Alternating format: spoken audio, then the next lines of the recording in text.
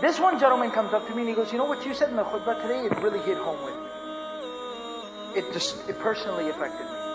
And you know, sometimes you meet somebody and you look in their eyes and their eyes or their face tell you that they have a story to tell. Their eyes are showing you that they got a story to tell. And this gentleman had that look on his face. So when he said it hit home with me, I said, you know, if you don't mind, can I sit down with you and you can tell me how it personally affected you? He said, yeah, sure, no problem. He sat down with me and he told me that today was the first time that I've prayed in almost a year. And I was like, really? Subhanallah. And he said, and it's not like, you know, I accepted Islam a year ago or something like that. No. He said, I grew up in a very religious practicing home. I grew up performing salah. I grew up around the masjid and prayer, but I had not prayed in almost a year. And today was the first time I prayed. I said, what happened? He said, a year ago, my life was at the point where things were working out. You know, everything, the plan was coming to fruition. Alright? Things were going my way. I was nearing the end of my medical residency. I was fielding offers from clinics and doctors and medical groups. Right? And I was, you know, we had lived in a small little apartment, driving a beat up car. I had a young wife, two small children. And now that I was about to, you know, get a real job, I was going to be making a lot of money. So we were house shopping and checking out nice neighborhoods and good schools for our kids. And we went minivan shopping, and it just, everything was mashallah. It was amazing. Everything was working out. I had two beautiful, healthy children. I loved my wife. My wife loved me. Everything was wonderful. And he says, one afternoon I came home a little bit early and I walked in and said salam. I didn't hear anyone. But it was a time that my wife usually used to put the kids down for a nap.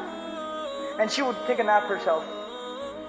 So I decided, you know what, I'm going to let them sleep. I'm not going to disturb them. So I ate a little something. I started reading something. After a while I started to hear some commotion from the room. You know when kids wake up and they start to get a little fussy and you can hear the commotion in the room? So I started hearing the kids getting fussy. So I make my way over to the room and I open the door and the kids are sitting up on the bed. They're awake and they're getting fussy. One of them's crying. And my wife is just laying there still. So being a doctor, I just jumped right in and I checked her, and she'd been dead for a while now.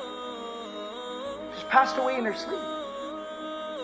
He said, at that moment, I just completely fell apart inside. I fell apart. And he said that for the next 2 weeks, he said, I did not leave the confines of my room. I sat in my room in the dark alone by myself for 2 weeks. He said that for 2 weeks I did not even hold my own children in my own hands. My mom and my brother and everybody was taking care of my kids. I was just in a daze. Nothing made sense to me anymore. I didn't even know where I was. And he said slowly I started to recover. I started to get over this tragedy. But he said spiritually I was still busted. I was still broken. And my brother, he said, who is very devout, very regular about his prayer, and he was there for me the entire time. He was telling me, he said, you need to pray. You need to talk to Allah. That's how your wound will finally heal up. What will close that wound on your heart is when you talk to Allah. You need it, brother. You need it.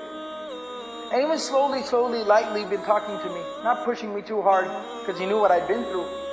And eventually today, this morning, we woke up and he said, you're coming to the masjid with me.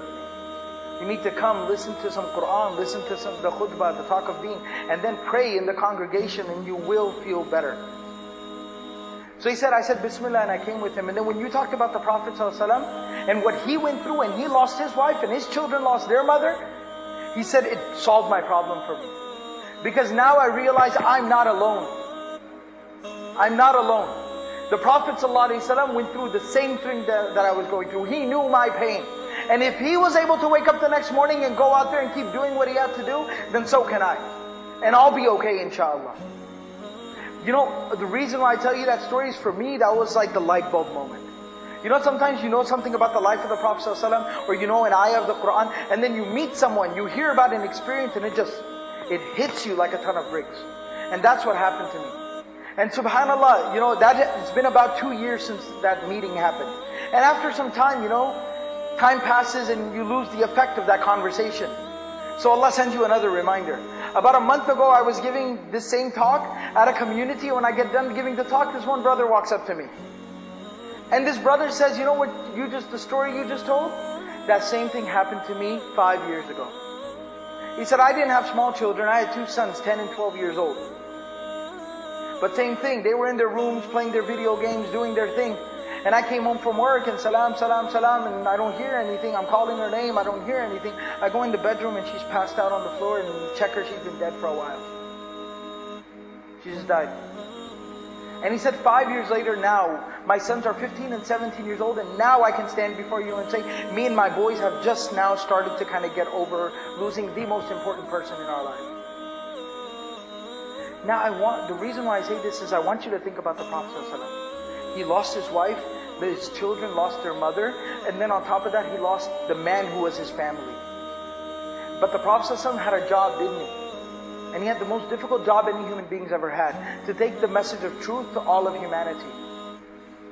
How did the Prophet ﷺ wake up the next morning and do what he had to do? Keep going out there, keep teaching the message, keep preaching the message. Because Allah subhanahu wa ta'ala gave him an outlet.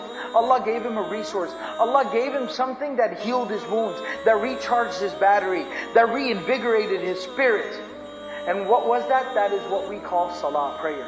Allah subhanahu wa ta'ala at that point in his life took him on the journey that we call Al-Isra wal-Mi'raj, the night journey and the ascension above the heavens. And there Allah subhanahu wa ta'ala gave him the gift of the 5 times daily prayer. The 5 times daily prayer. And that 5 times daily prayer is what charged the battery of the Prophet ﷺ. It's what allowed him to work through all this adversity and difficulty and all the other adversity and difficulty that would come later on.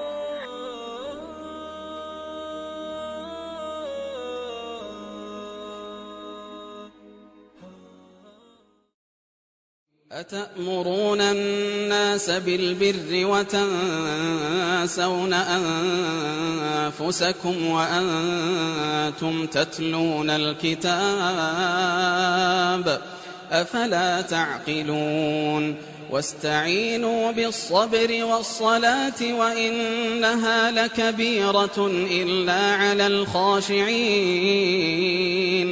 الذين يظنون أنهم ملاقو ربهم وأنهم إليه راجعون